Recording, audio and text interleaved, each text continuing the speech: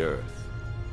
As far as we know, it's the only home to life in the universe. So what makes our planet so special? To find answers, we must travel back in time. See the first humans walk the Earth. Ride each colliding continent. Face killer dinosaurs. Dive into oceans full of bizarre life forms. Feel the bitter chill of global ice ages. And experience the fury of cosmic missile attacks.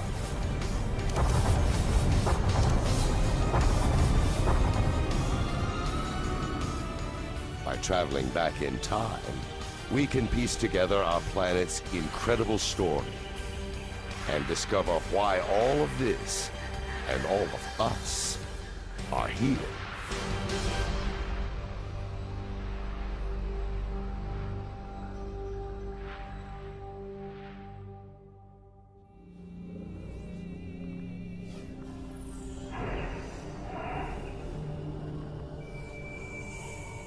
The journey starts almost 5 billion years ago. There's no sign of Earth just yet. Only the sun, a newborn star surrounded by dust.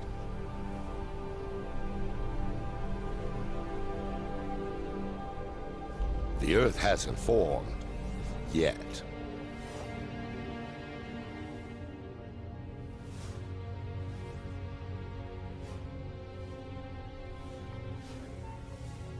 But through time, gravity pulls the dust into tiny rocks.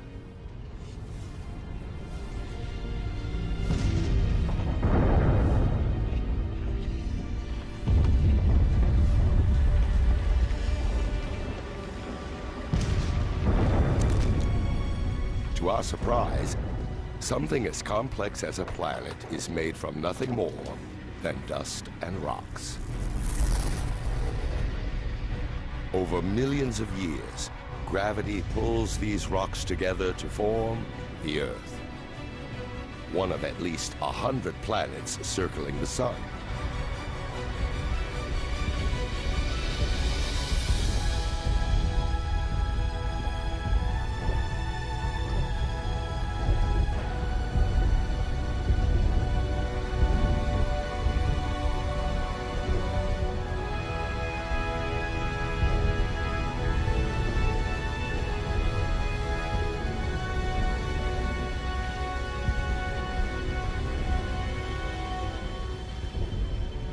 But 4.5 billion years ago, Earth looks more like hell than home.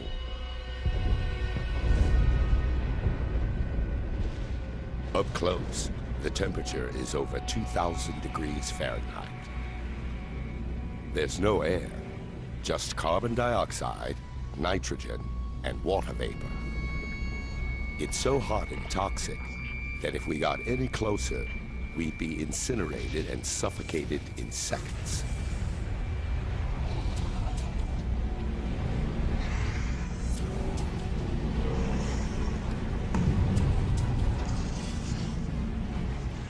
This newborn planet is a boiling ball of liquid rock.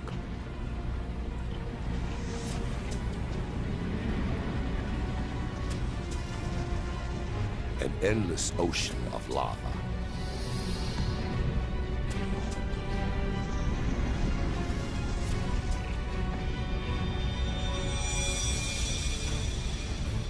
A young planet called Theia is heading straight for Earth. The size of Mars, it travels nearly 10 miles per second, 20 times faster than a bullet.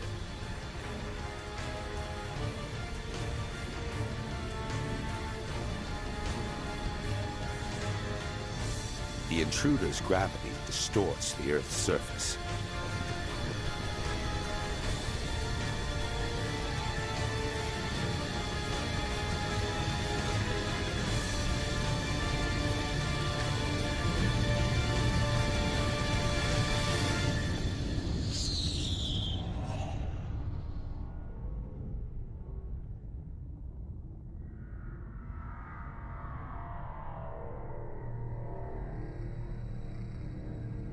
the blast wave races around the planet. It's as though both young planets turn to liquid.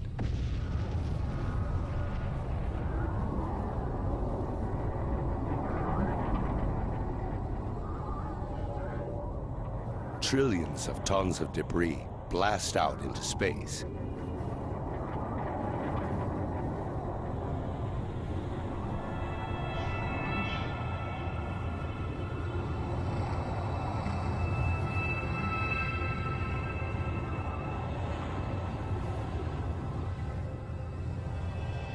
But over the course of 1,000 years, gravity turns the rubble into a ring of red-hot dust and rock that circles the Earth.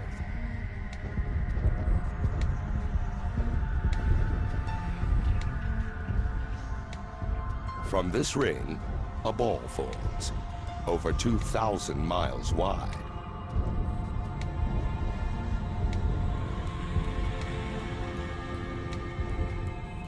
It's the birth of our moon.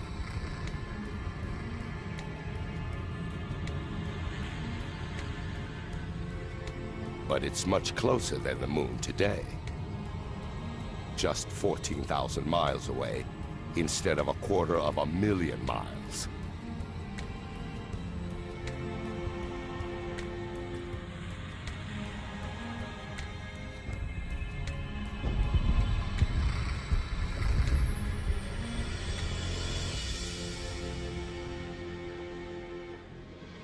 The sun rises over a cooling Earth and sets just 3 hours later. The Earth is spinning so fast that an entire day lasts 6 hours. The days may pass quickly, but the Earth changes slowly. To understand the making of our planet, we need to fast forward through millions of years.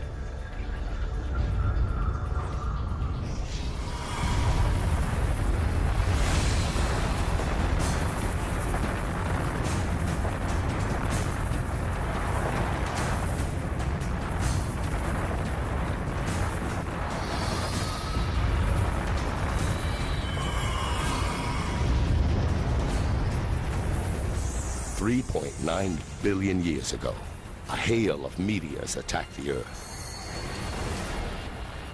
It's debris left over from the solar system's formation.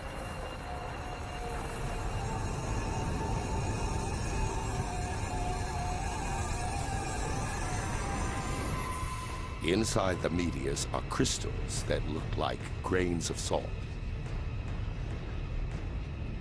And inside the crystals are minute droplets of water.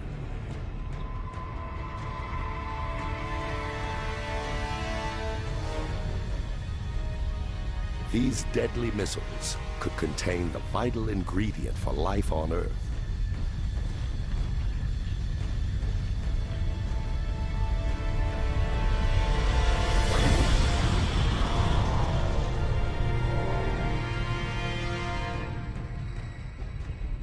Only a small amount of water exists inside each meteorite. But as they bombard the Earth for over 20 million years, pools of water grow. The Earth's core remains molten, but its surface has cooled enough to form a crust. The air is around 170 degrees. In the future, there's a chance we could swallow this very water. Every sip, every puddle, every drop of water in every ocean is billions of years old. And it may have traveled millions of miles to reach us, carried inside a meteor. The Earth looks more familiar, but it's still a dangerous place. Winds are faster than the most destructive hurricanes today. It's a megastorm, whipped up by the planet's rapid rotation.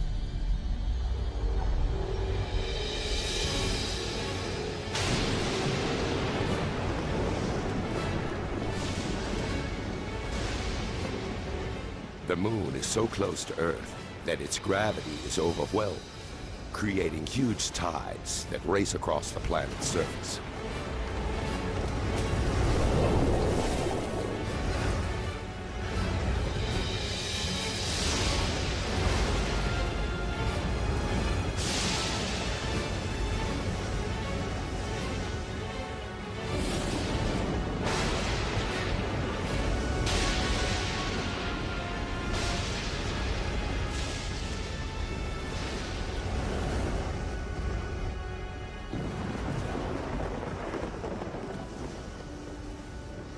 But over time, the moon moves away, the waves calm down, and the planet spins slower.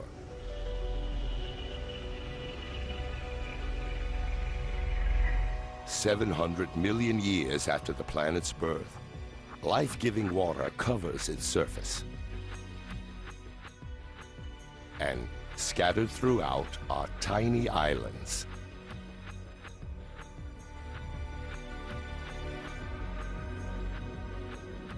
They seem to have appeared from nowhere.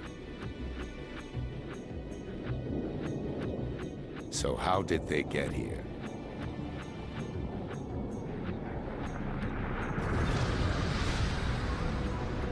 Molten rock bursts through the Earth's crust and rises up through the ocean. Over time, the lava cools, forming a volcanic island.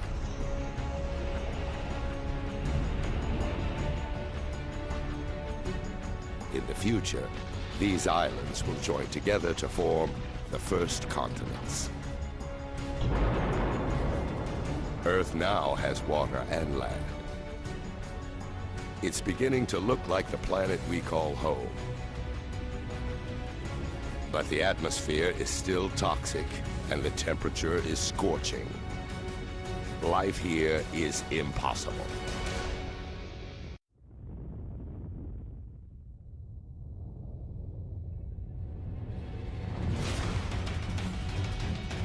Since the planet's formation, meteors have been pummeling Earth.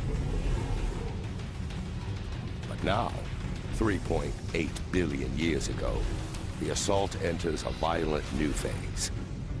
Some things disturb the orbits of these meteorites. In addition to water, the meteors carry something else.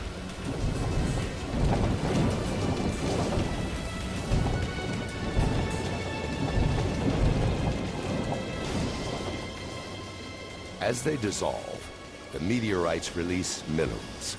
Carbon and primitive proteins made of amino acids are transported from outer space to the bottom of the ocean.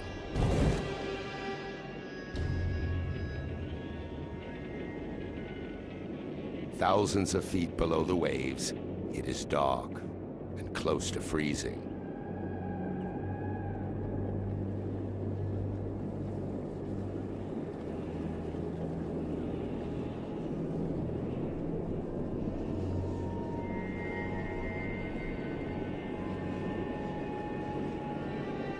But a dramatic illusion is taking shape. Underwater chimneys spewing hot liquid.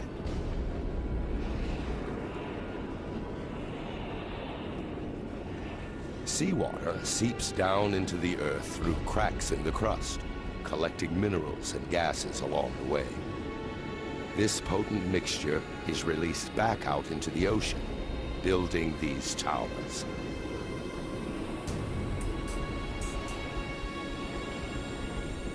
Combined with the minerals and chemicals from the meteorites, the water becomes a chemical soup.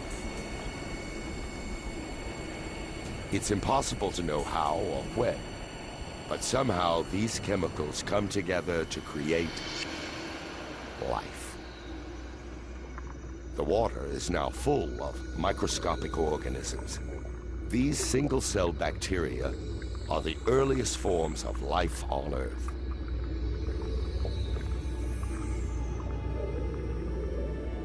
This is a defining moment in the making of the planet. microscopic life is underway.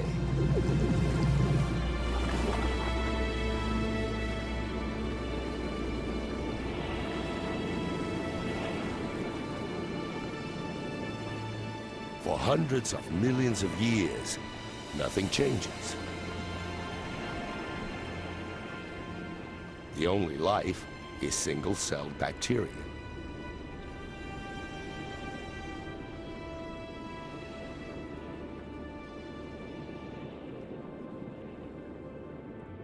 To find more complex life, we need to fast forward to 3.5 billion years ago.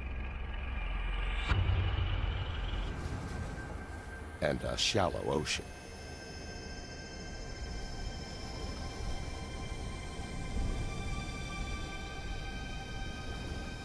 These look like rocks, or even plants, growing out of the seabed. Each mound is a colony of living bacteria called a stromatolite.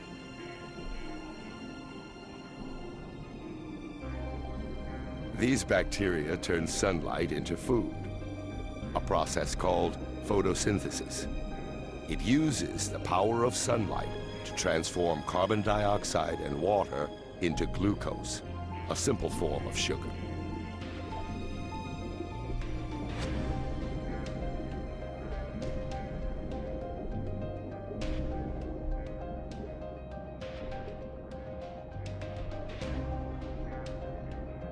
And this magical transformation releases a byproduct, a gas called oxygen. Underwater, the stromatolites slowly fill the oceans with oxygen.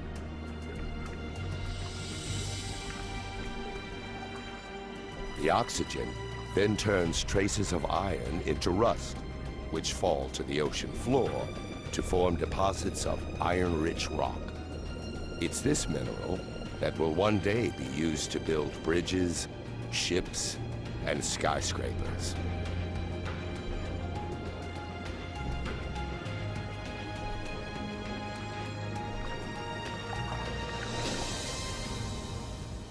Above the waves, the oxygen transforms the atmosphere.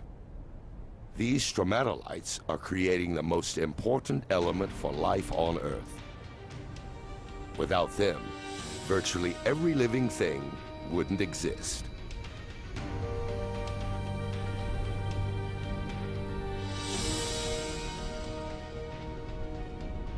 Over the next 2 billion years, oxygen levels continue to rise. And as the planet's spin slows, the days get longer, lasting at least 16 hours.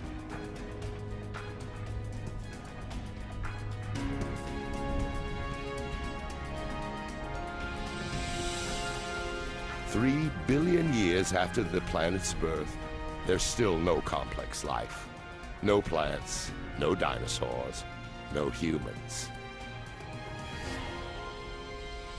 But the Earth has something unlike any other planet in this solar system. A force with the power to change everything.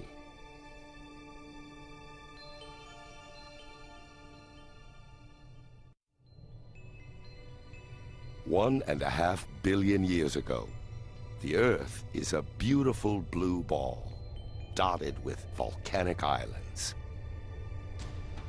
Over millions of years, a mysterious force rearranges these islands. Hidden beneath the ocean, the Earth's crust breaks into vast plates. But even deeper, the Earth's core is so hot that it generates movement in the rock beneath the crust. These movements push and pull the plates around the globe, carrying the oceans and islands with them. Millions of years race by. Our planet is alive and changing. Over 400 million years, a vast new supercontinent takes shape. It's called Rodinia.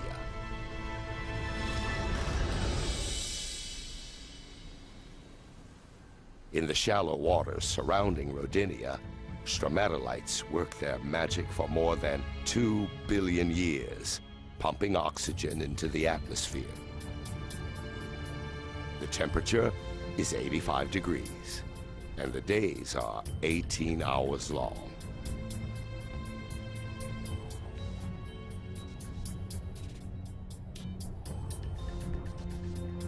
But this planet looks more like Mars than Earth.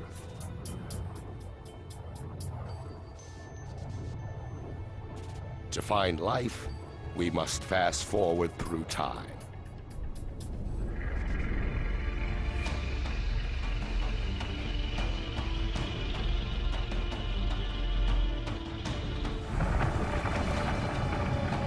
Washington State, 750 million years ago.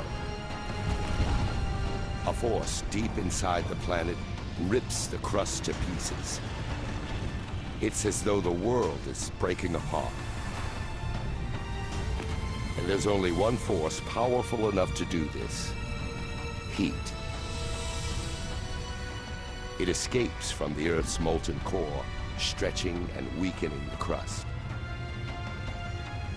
Inch by inch, year by year, the great supercontinent is splitting in two.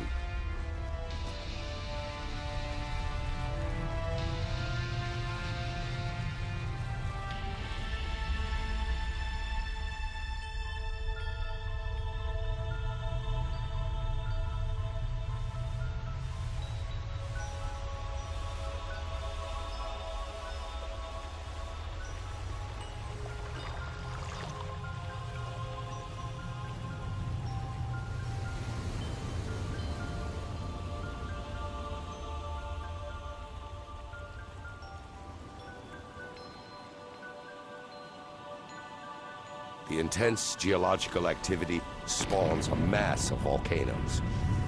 They pump carbon dioxide into the atmosphere.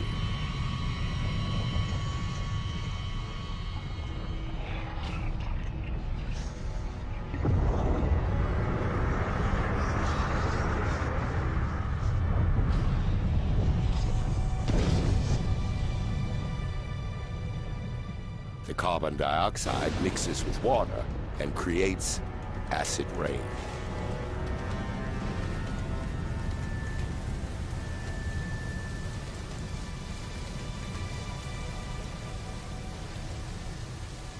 When the continent tore apart, many rocks were exposed. These rocks absorb the acid rain, including its carbon dioxide. Vast quantities of CO2 are absorbed out of the atmosphere.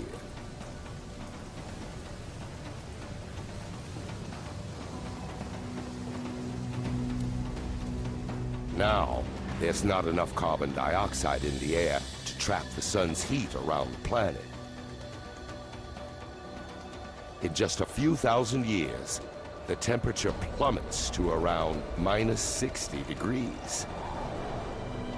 This frozen wasteland is southern Australia, 650 million years ago.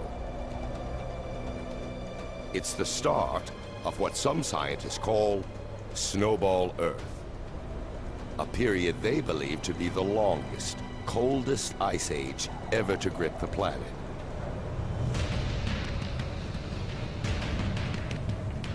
A vast wall of ice looms thousands of feet high. And it's unstoppable. The more ice there is, the more sunlight it reflects away from the planet, and the faster the ice spreads. Nearby is a second ice sheet, just as high. The two sheets spread away from the poles toward each other to meet at the equator.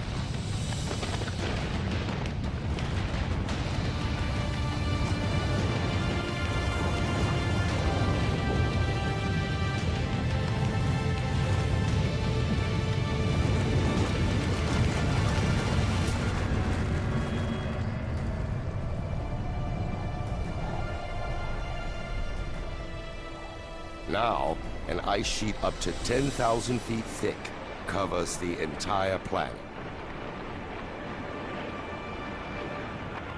Earth first began as a molten ball of fire. Now it's a frozen ball of ice. Virtually all the sun's light and warmth reflects back into space.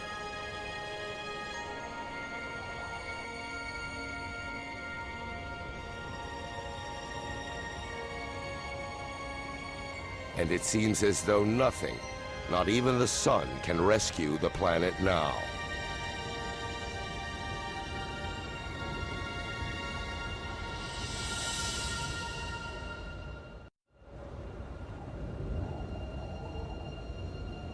$650 million years ago, ice entombs the planet. For 15 million years, the Earth is a vast frozen snowball. But it can't last forever. Something must release the Earth from this frozen prison. And when it does, who knows whether life has survived beneath the ice? The surface is frozen, but the core is still hotter than the sun's surface.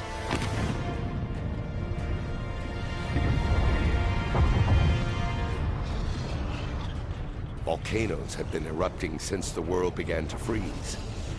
But up until now, even their heat and power made no impact on the ice. Volcanoes pump out billions of tons of carbon dioxide. Before the Big Freeze, the Earth's rocks absorbed most of the CO2. But now, with the rocks smothered in ice, there's nothing to absorb the gas, so it fills the atmosphere.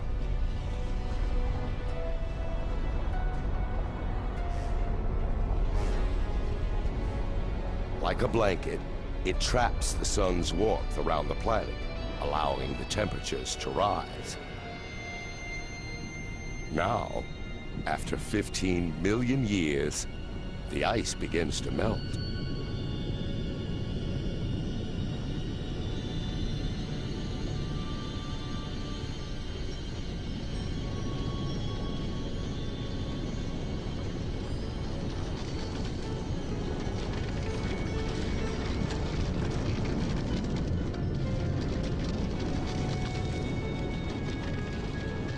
It's thought that during Snowball Earth, the ice pushed the crust down.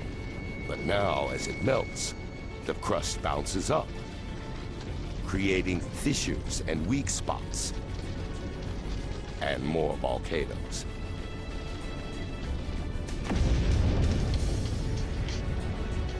The volcanoes release more carbon dioxide and push the temperature up even higher. The melt gathers momentum, and oxygen levels rise. Through a series of chemical reactions, the ice has created oxygen. While the planet was frozen, the sun's ultraviolet rays reacted with water molecules in the ice to produce hydrogen peroxide, a chemical rich in oxygen.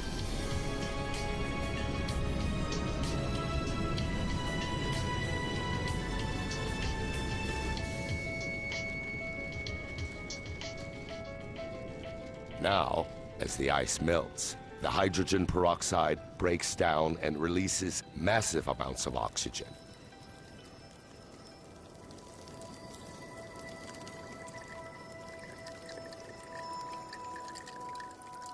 The Earth is waking up, and it's a very different place.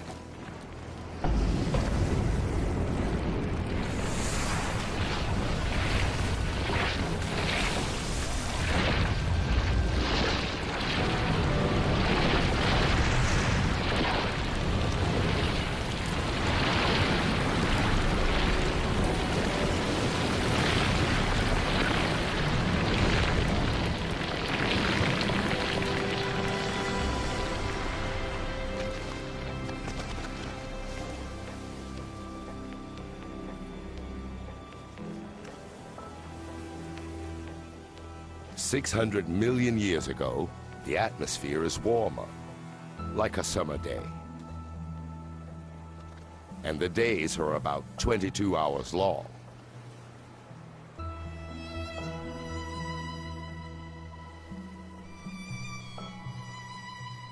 Add all this water, and it's the perfect recipe for life.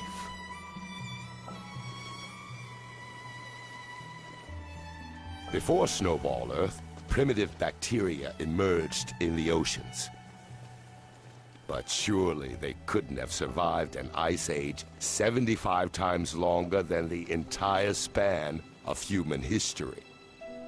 If something has survived, then life may be found where it was last seen, in the oceans.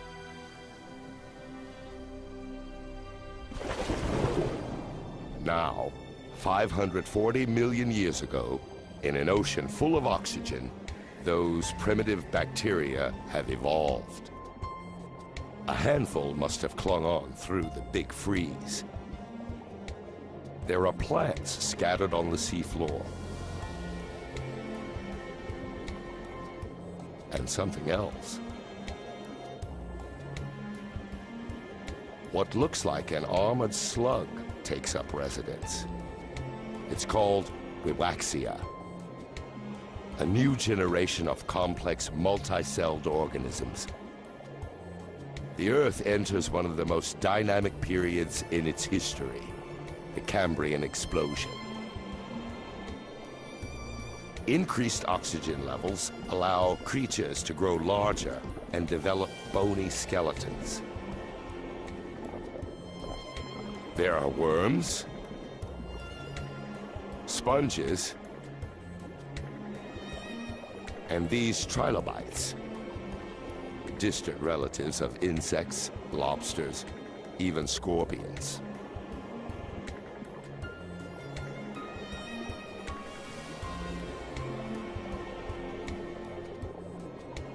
Life in the oceans blossoms.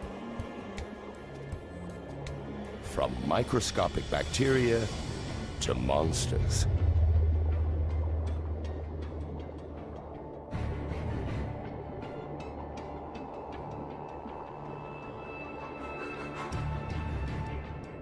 This is Anomalocaris. Nearly 2 feet long. It has large eyes, razor-sharp teeth, and grasping limbs.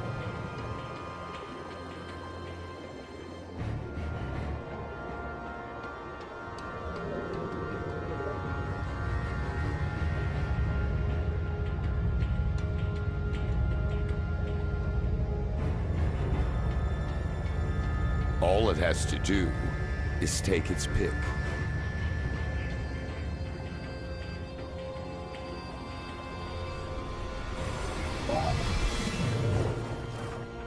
The trilobite can't right itself. Its soft belly is exposed.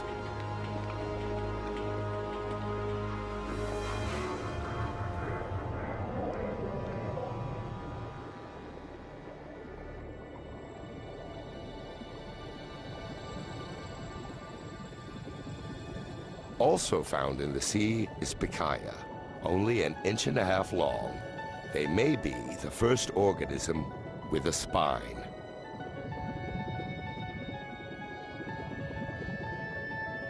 Over millions of years, this simple structure will evolve into the spine that keeps us standing.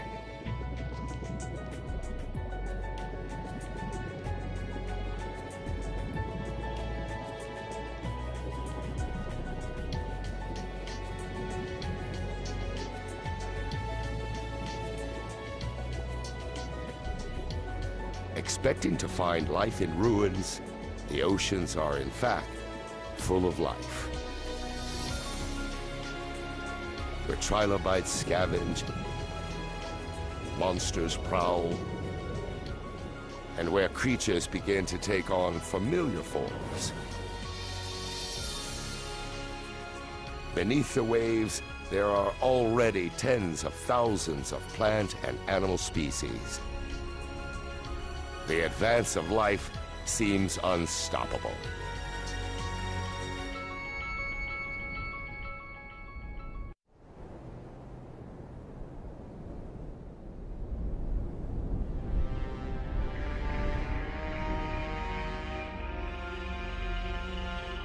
460 million years ago, the plates had been moving again. A new continent now exists, Gondwana. It's 90 degrees and oxygen levels are close to what they are today. The land should be covered with plants and crawling with creatures. But there's not much here, besides a few patches of algae.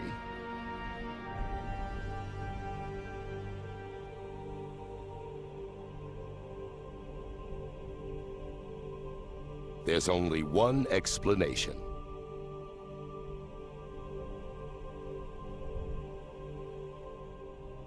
The sun. It blasts the surface with deadly radiation. So the complex life in the ocean doesn't stand a chance on land. But 30 miles up, where the rays enter the Earth's atmosphere, something is happening. When oxygen meets the sun's radiation, it turns into another kind of gas called ozone. This gas forms a blanket around the planet and absorbs the lethal radiation. Over 120 million years, the ozone layer gets thicker and prevents more and more radiation from reaching the Earth's surface. Without this layer, life on land simply wouldn't exist. Now, shielded from radiation, life takes off. Small, mossy lumps are the first land plants. They pump out even more oxygen. Levels soar.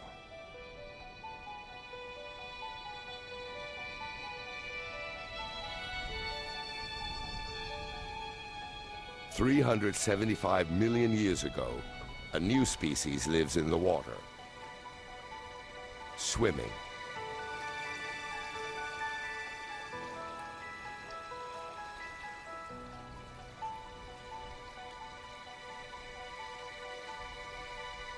It's a strange fish called tiktaalik.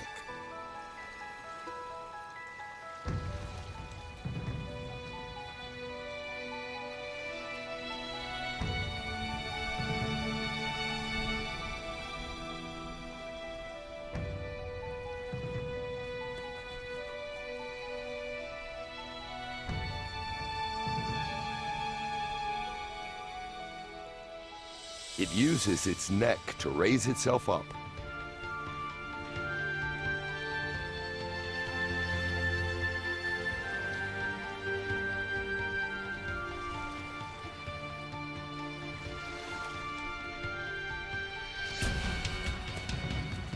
And its fins function as legs, allowing it to move out of the water.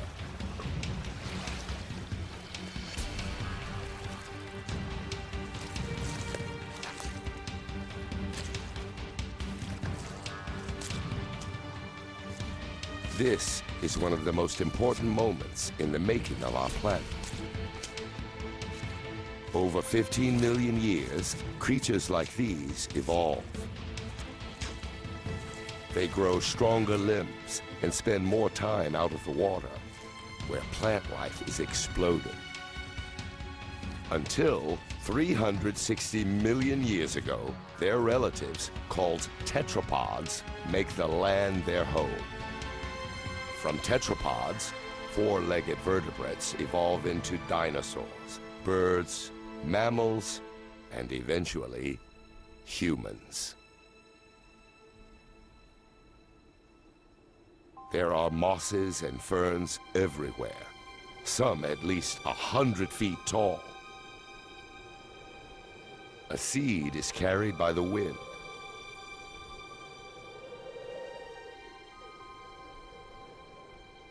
Until now, plants reproduced using spores, single-cell particles that need plenty of water to grow. But this seed is miles from water. This embryonic plant has its own food and water supply. Unlike a spore, this seed can survive far from water for months, even years.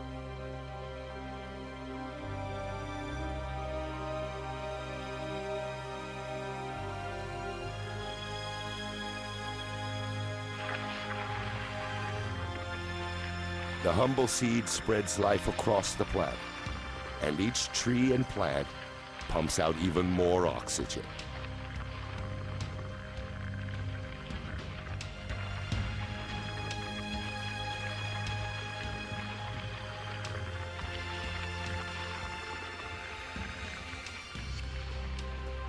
It's an environment very much like today.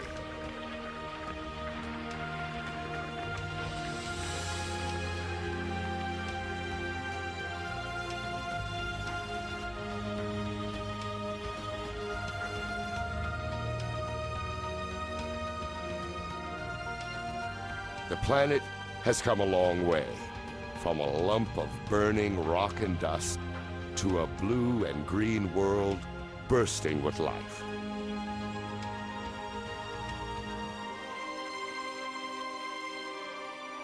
There are now fish, plants, and this.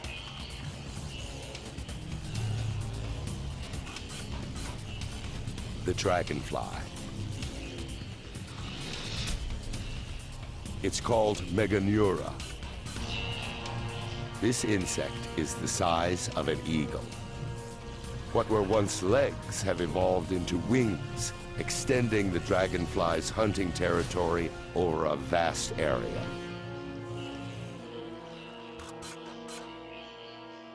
There are also millipedes and spiders down there.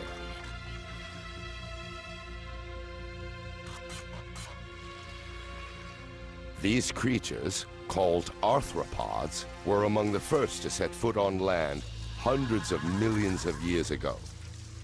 They look almost identical to the bugs that invade our homes today, except for one big difference. Like the Meganeura, they're monsters. It's a world full of giants, where millipedes are 6 feet long, and scorpions are the size of wolves. This is because the oxygen level is much higher than it is today, which allows their respiratory systems to be more efficient, fueling their bodies to grow larger.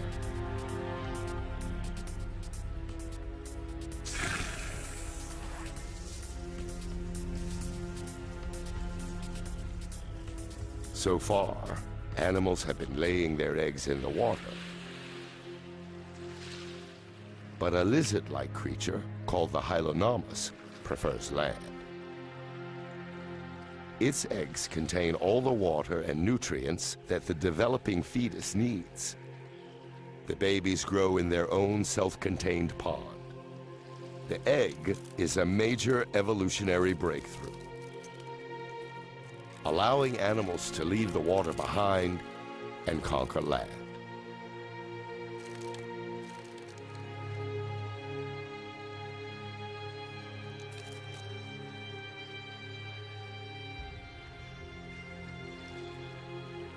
This baby Hylonomus leads the advance. As a new creature, the reptile.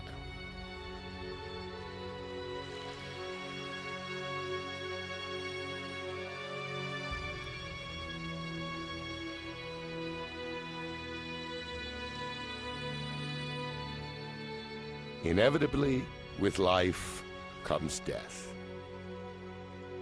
Dead plant matter builds up and decays into dense, soggy layers.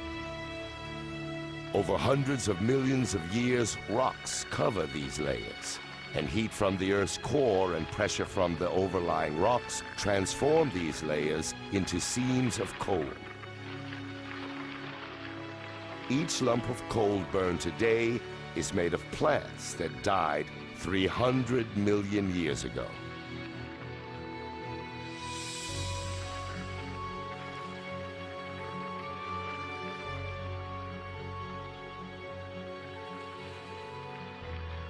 Amidst the decay, hidden from sight, life is stirring.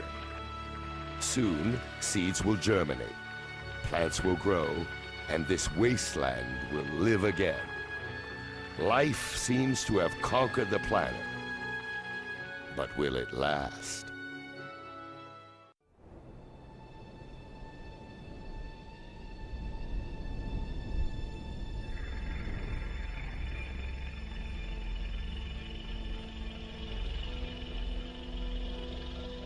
A herd of creatures graze the Siberian plains. And they are big.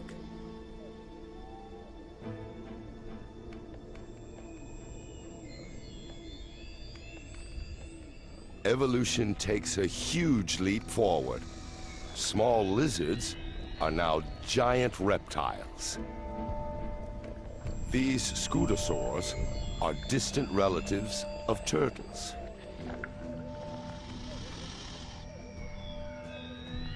If these plant eaters look tough, the carnivores must be seriously mean.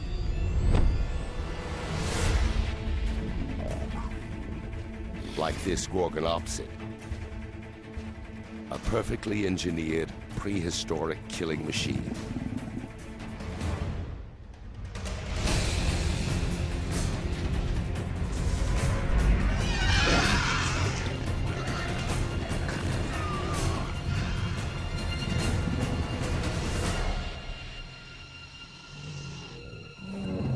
The Gorgonopsid's saber teeth wound the scutosaur.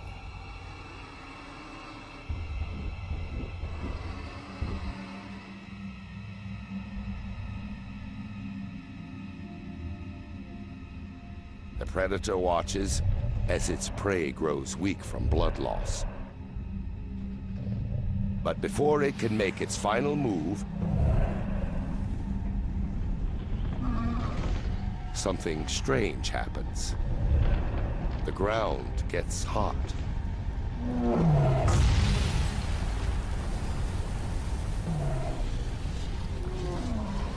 Enormous pressure builds beneath the surface, and lava spews into the air.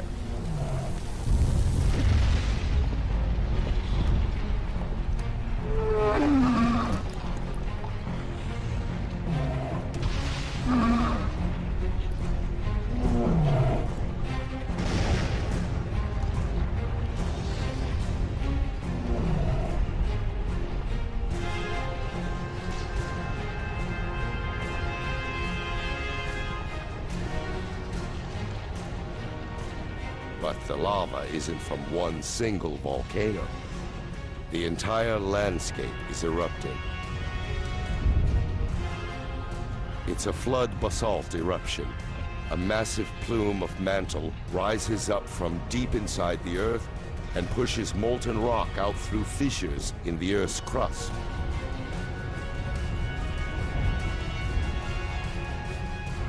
The lush paradise is now a lifeless hell. The scutosaurs and the Gorgonopsids are dead. They're the first casualties in the greatest mass extinction the world has ever seen, the Permian extinction.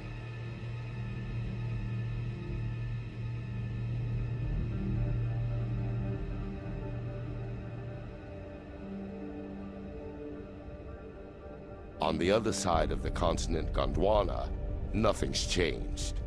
Yet.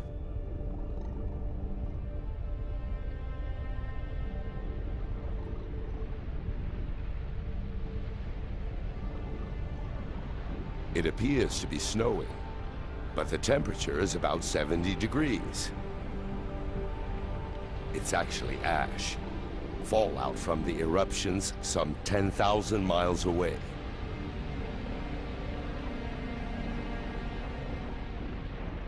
The ash burns and suffocates the animals, killing them around the world.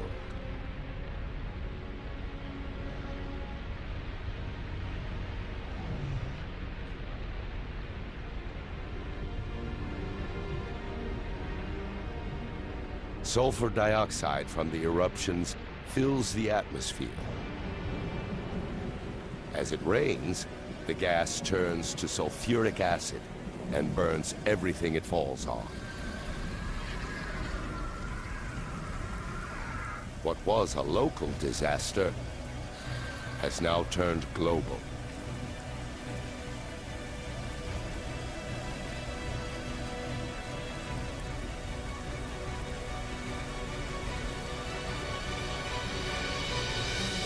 The Siberian eruptions increase the Earth's carbon dioxide levels. The atmosphere gets hotter. Water evaporates. And vegetation dies.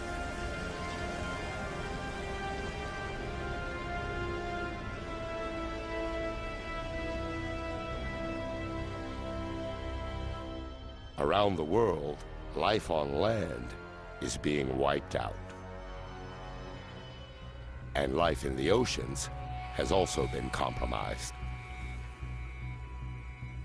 The waters turn pink.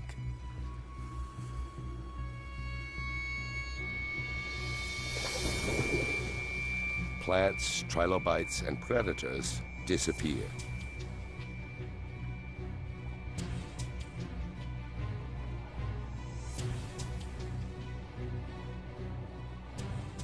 The new, hotter atmosphere heated the oceans and stripped them of oxygen. Now this pink algae is one of the few life forms that can survive in the stagnant water. The Siberian eruptions transformed the entire planet. Nothing, not even the deepest ocean floor, is beyond their reach.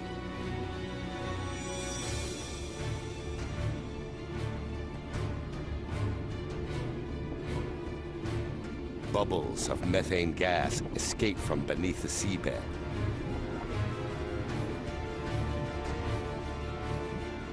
Methane is a greenhouse gas, at least 20 times deadlier than carbon dioxide. Until now, the gas has been frozen, but as the sea temperature rises, it begins to melt.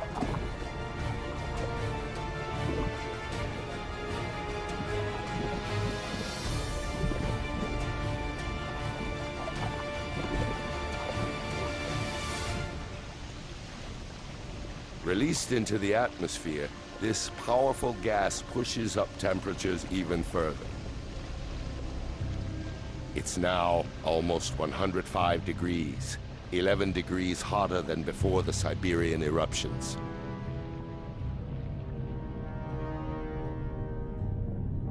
Creatures that survive the initial destruction now face a new and deadly environment. Few will live. It's been 500,000 years since the eruptions first began, and all this time, the lava's been pouring out. By now, it covers an area the size of the United States, with a layer of molten rock nearly 4 miles deep.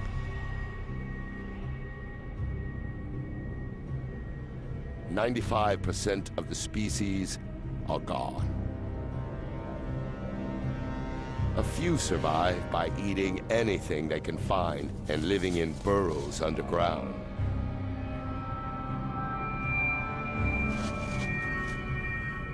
But everything else is dead.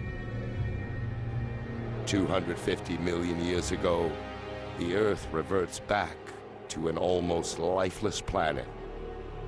But that's about to change again.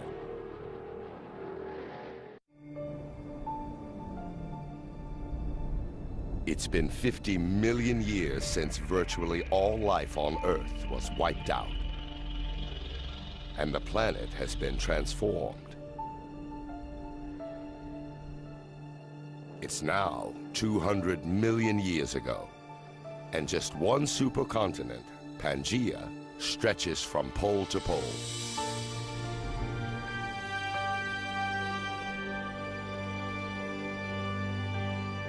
After the trauma of the mass extinction, the planet heals. Temperatures stabilize. The acid rain neutralizes and vegetation returns.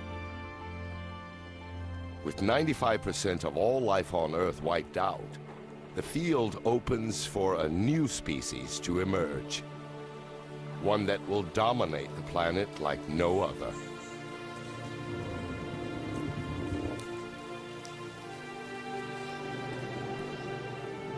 The dinosaurs. These are called amosaurs. Like all dinos, they evolved from the reptiles that survived the Permian extinction.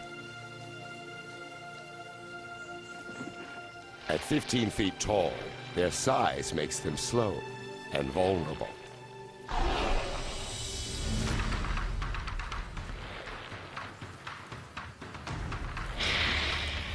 Nearby is the Dilophosaurus.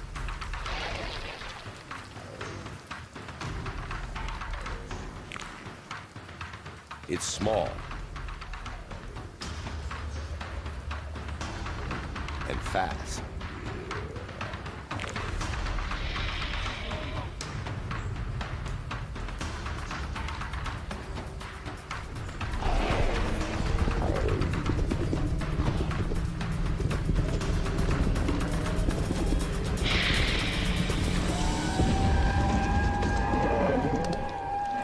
The Amosaurus is too big a meal for one Dilophosaurus, but not for two.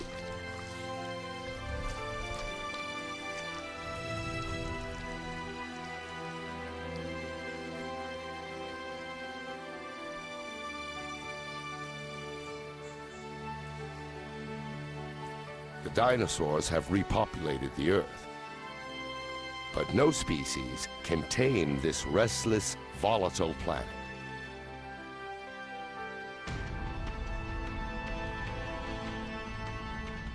The Earth's crust is thinning. It's releasing lava and shaking with earthquakes, as if being stretched by some unseen force.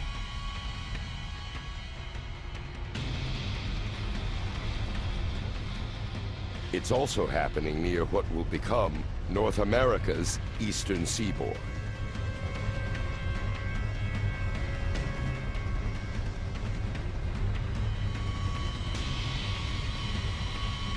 The Earth's plates are on the move again.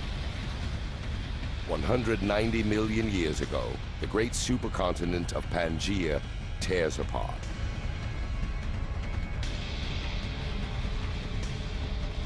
A vast slab of land breaks away, creating a chasm. It fills with a new ocean called the Tethys, over what will one day be the Middle East.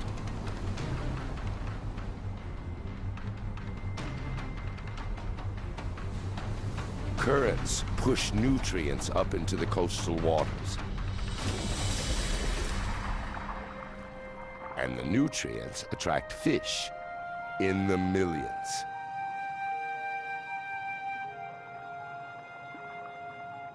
But again, with so much life, also comes death.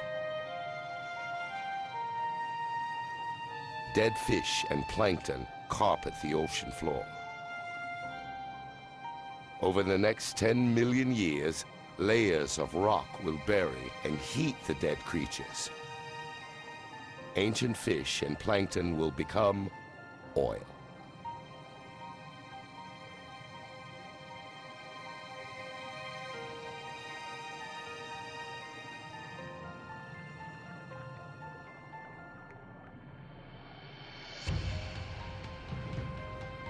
Every gallon of gas in our cars, every piece of plastic on the planet, the paint on our walls, the carpet under our feet, even the soap we wash with, almost all originated in this way.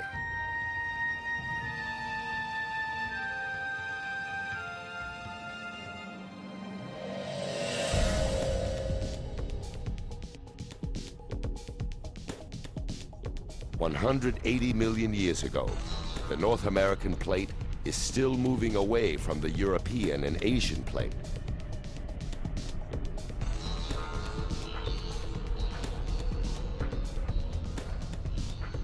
It's shifting about 1 inch each year, the same speed at which our fingernails grow. But fast forward 35 million years, and a new ocean forms, as well as new continents. The United States breaks away from Africa. The world as we know it takes shape. The chasm between the two continents fills, creating the Atlantic Ocean.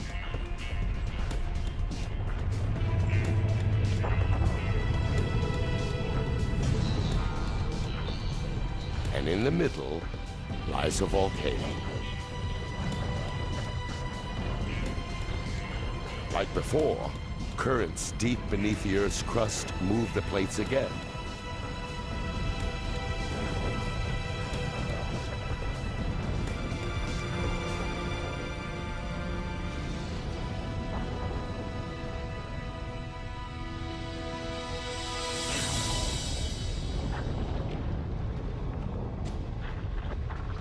The entire seafloor tears in two and is pushed up into a ridge of mountains and volcanoes. It grows higher than the Himalayas and longer than the Rockies. The water here is hot, as molten lava forces its way out from deep inside the Earth. As the lava cools, it creates a new range of volcanic mountains and a new ocean floor. Pangaea breaks apart, and our world rearranges again.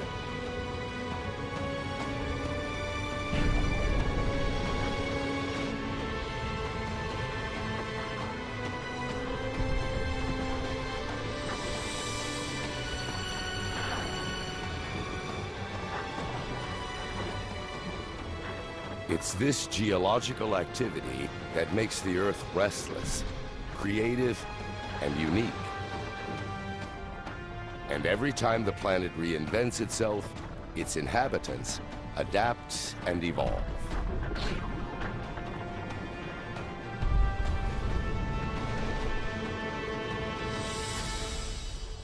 Like the ichthyosaurs.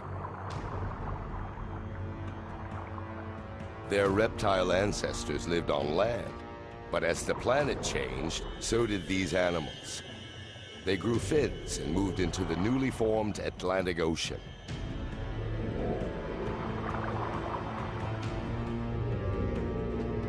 This one is 20 feet long and can travel at a quick 25 miles an hour.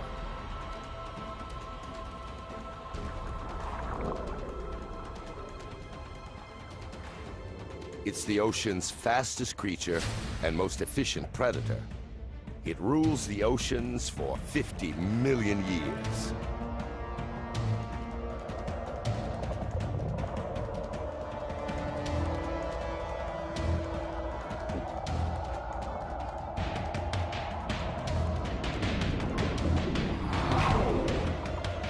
But now, there's a new contender.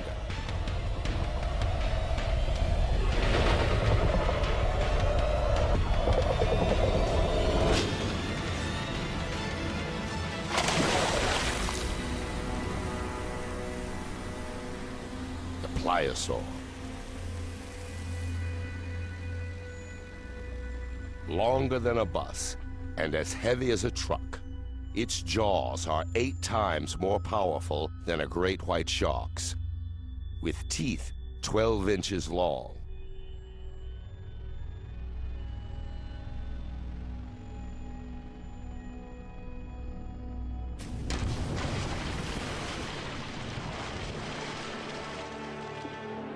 The Earth and its inhabitants have changed beyond recognition. This was once solid ground. Now it's the Atlantic Ocean. The very spot where Amazons grazed and Dilophosaurs stalked their prey. The dinosaurs' world may be different, but they're as dominant as ever. They appear invincible.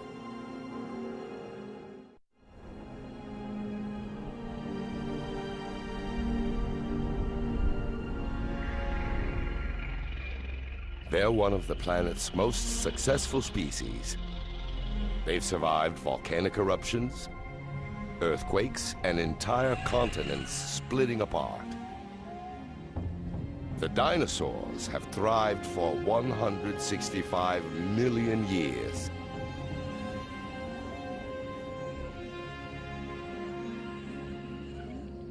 A number of mammals have also survived, like this shrew-like animal.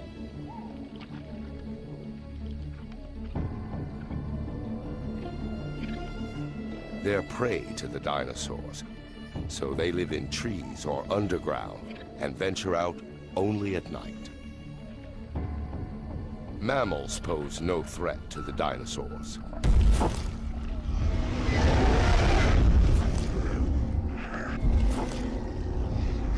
Nothing on Earth can challenge their dominance.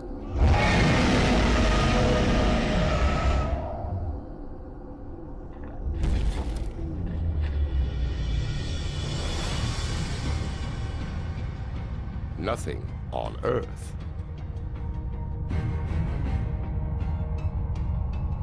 A large piece of space rock heads toward Earth.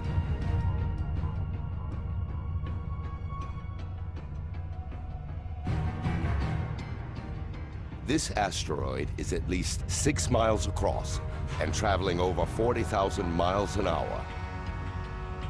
It's bigger than Mount Everest.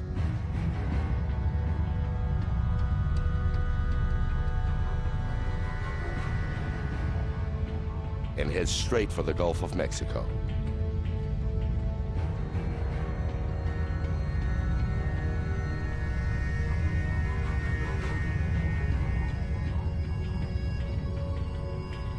It travels so fast that its impact would be missed in a blink of an eye.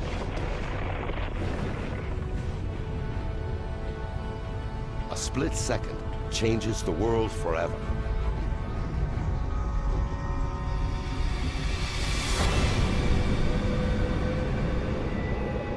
At impact, the asteroid's back edge stands at 35,000 feet.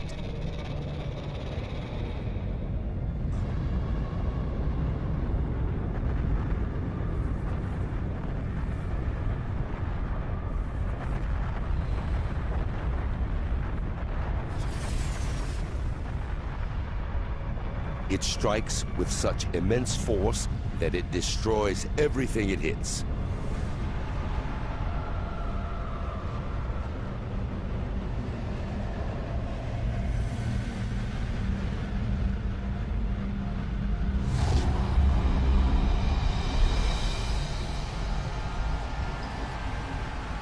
The asteroid itself instantly vaporizes.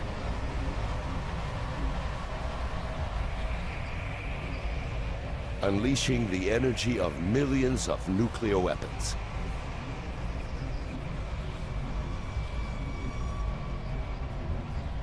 Nowhere is safe, with debris flying everywhere.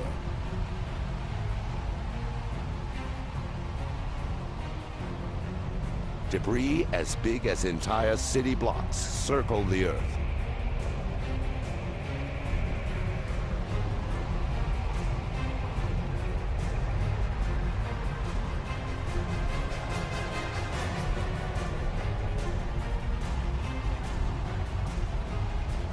The blast wave races out from the impact zone like shrapnel from an exploding bomb.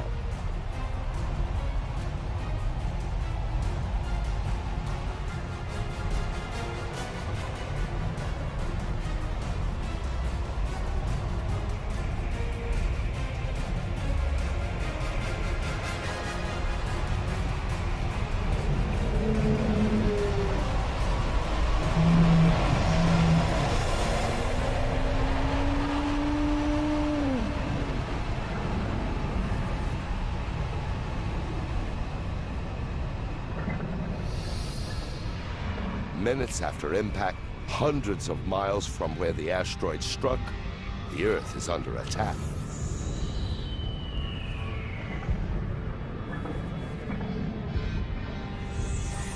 Boulders rain down.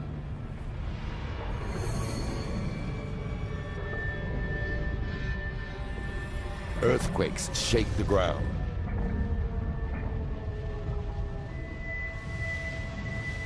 and tsunamis batter the coasts.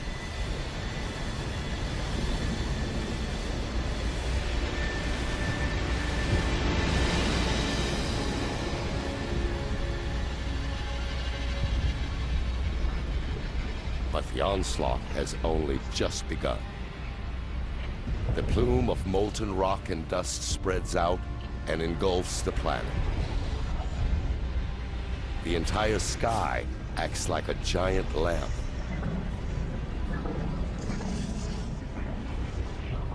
Heating the Earth's surface to over 500 degrees. Vegetation spontaneously ignites.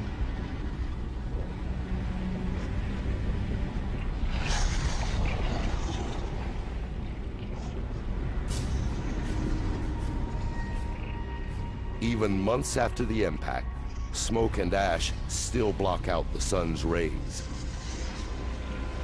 And with less sunlight, plants die and the animals starve.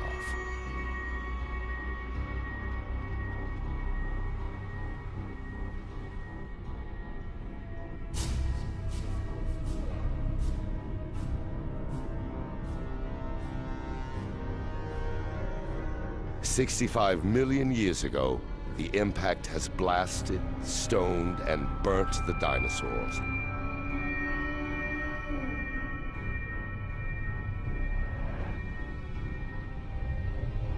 Their 165 million year reign is over.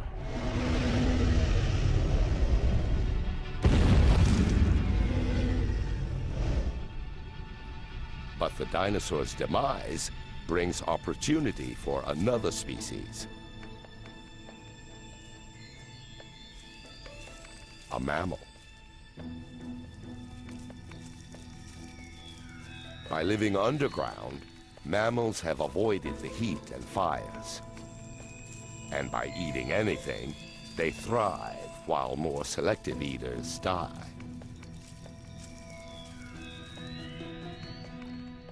They're the unlikely inheritors of the dinosaurs' crown.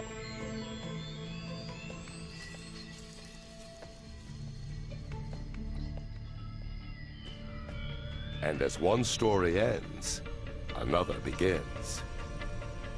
With the dinosaurs out of the way, our ancestors may now have a chance at life.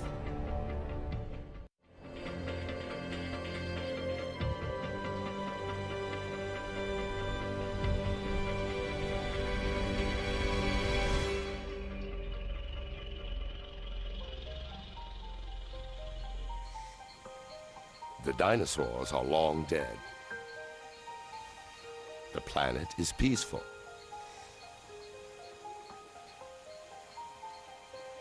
In this new world, our mammal ancestors are evolving.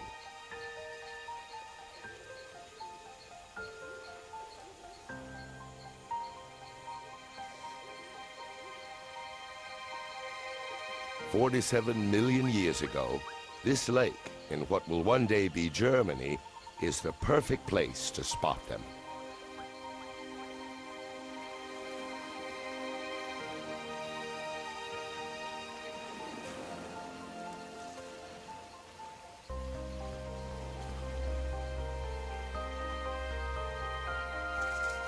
Unlike earlier mammals, its eyes and brain are bigger. This is Darwinius massilae, or Ida. She looks nothing like humans, but fossil evidence today indicates that these creatures might evolve into monkeys, apes, and eventually humans. Looking back through 47 million years of evolution might reveal one of our earliest known ancestors. The lake sits on a volcanic crater. It belches out noxious gas that eventually kills Ida.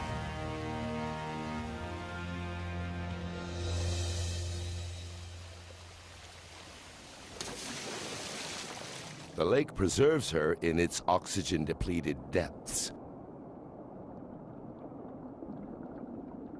One day, when the water is gone and Ida's fossil is found,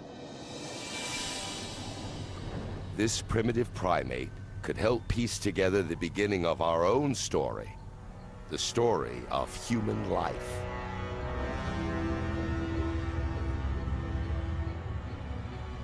We're closer to understanding how everything we've seen, from ocean bacteria through walking fish and subterranean rodents, leads to us. And to understanding how our planet was made. 47 million years ago, the atmosphere is much like today.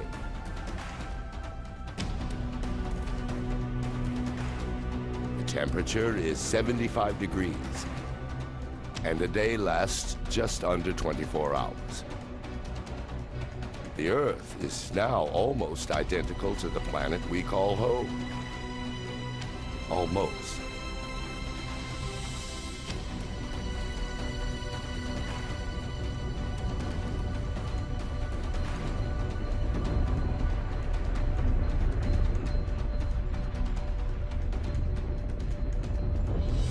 The Earth's plates are on the move again.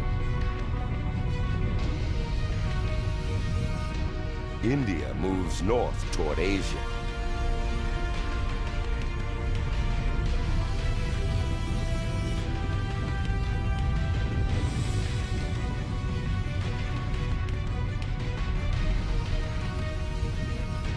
The Indian and Asian plates are locked in a titanic struggle.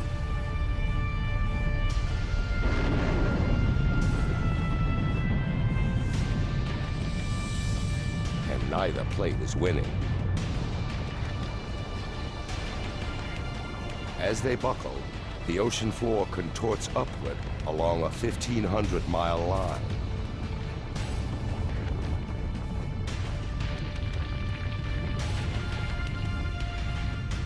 A vast mountain range rises up over 27,000 feet.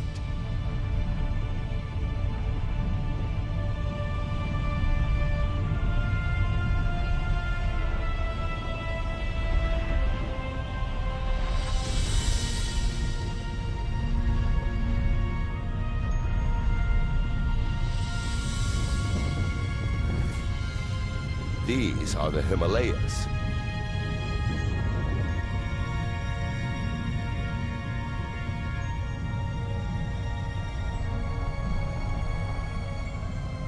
And the highest mountain of all, Mount Everest.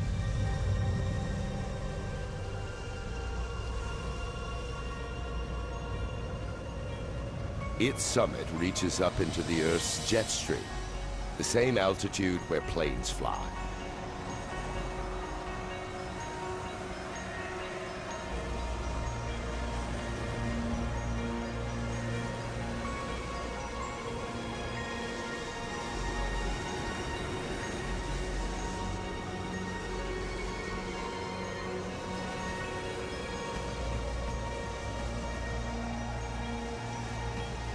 When the snow on the peaks melts, it feeds rivers like the Ganges, Indus, Yellow, and Yangtze.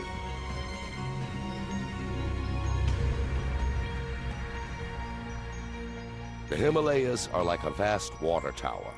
One day, their rivers will supply water for almost half the world's population.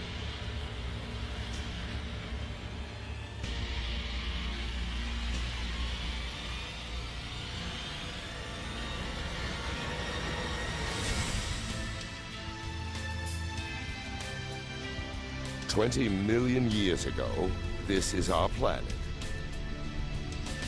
With every continent and every ocean as we know it.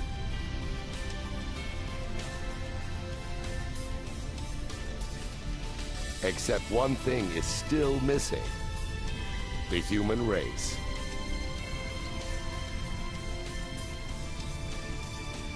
And for humans to evolve, something needs to change.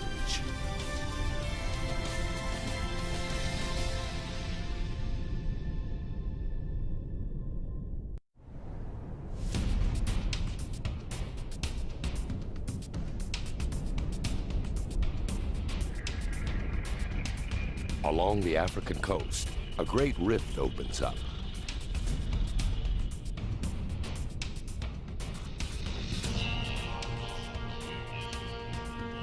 It stretches nearly 4,000 miles.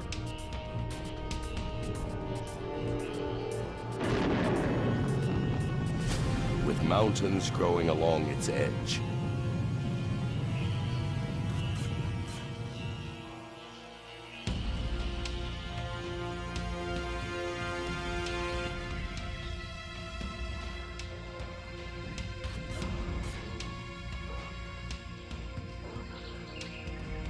This ape-like creature may stay in these trees forever, but its world is changing. The growing mountains act like a wall, prohibiting moisture from the Indian Ocean from passing over the land. It's getting hotter and drier. The lush rainforest becomes an arid savanna. The new, hotter climate changes the creatures' habitat, forcing them to search further for food.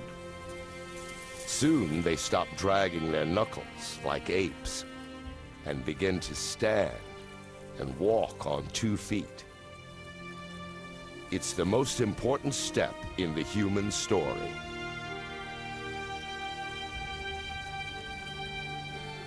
This mountain range could be the reason humans walk on 2 feet.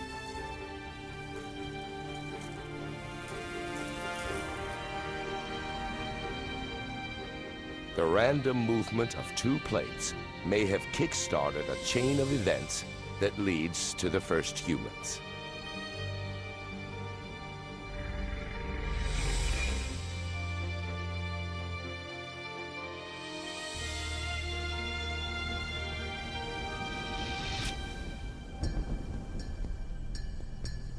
A man and child, a scene very much like today, but it's 1.5 million years ago.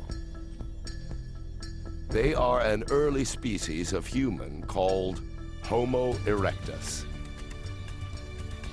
And these are the first footprints like our own.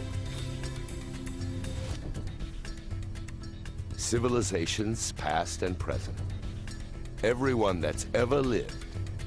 The greatest inventions, the most brilliant ideas, human history in all its complexity and splendor begins here and now.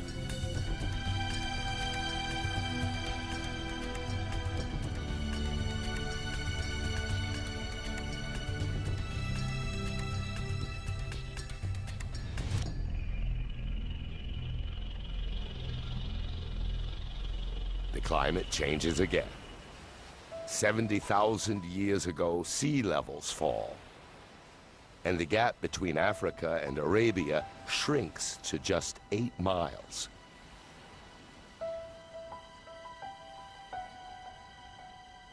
The Red Sea is now narrow and shallow enough for a small group to cross out of Africa.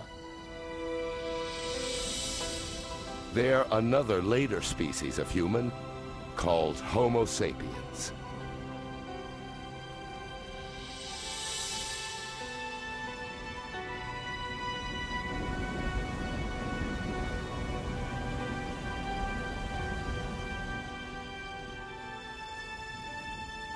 Scientists believe that the entire world beyond Africa was populated from descendants of these 200 individuals.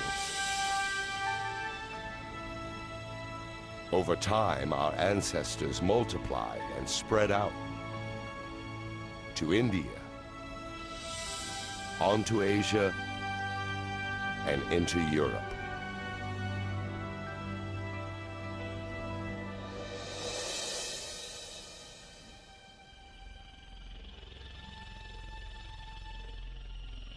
But while humans head north, a giant wall of ice travels south.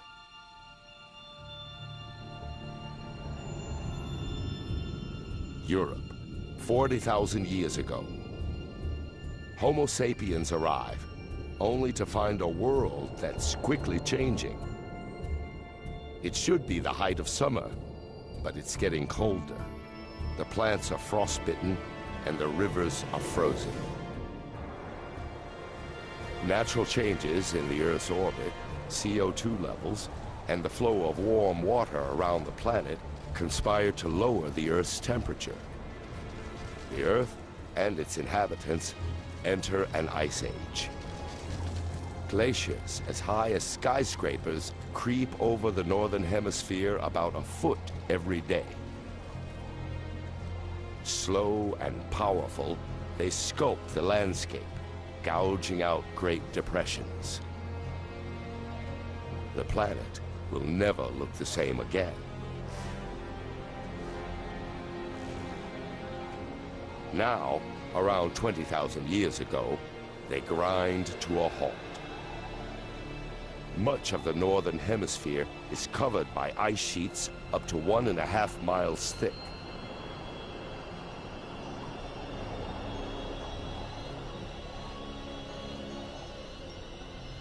With trillions of gallons of water locked up as ice, sea levels fall. A strip of land emerges from the ocean between Siberia and Alaska.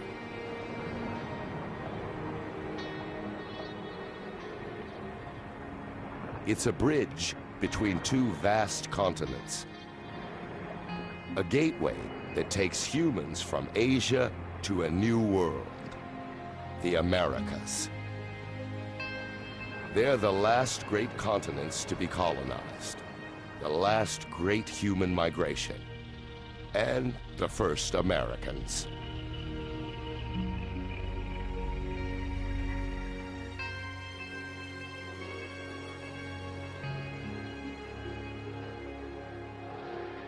Now, 14,000 years ago, the changes that triggered the Ice Age reverse. As the ice retreats, it reveals a very different northern hemisphere. The huge depressions that the glaciers create fill with water to become North America's Great Lakes.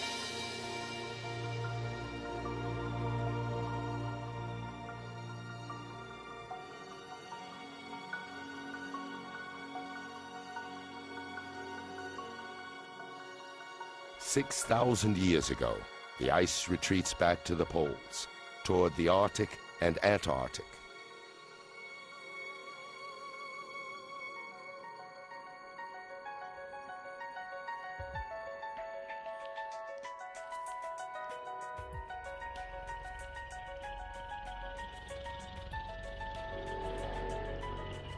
After a 4.5 billion year journey, we're finally home. This is our world, our time. The planet's incredible story helps us understand how and why everything around us is here today.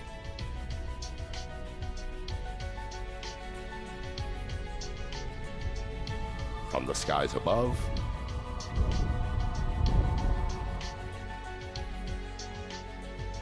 to water, the essential ingredient for life, to the ground beneath our feet,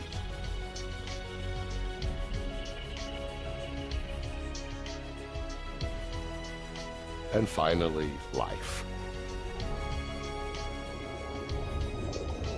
A chain of catastrophes and coincidences, creating a spectacular result. Each triumph and disaster is a step leading to here. To each and every one of us, right now. But the Earth's story isn't over. This journey is only half the story. A lot more is yet to come. The Earth will live for at least another 4.5 billion years.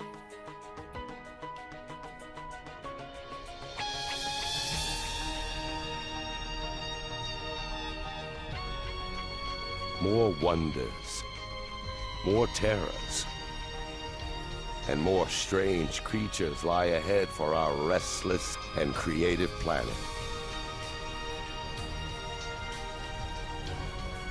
The next chapter of Earth's story is still to be written.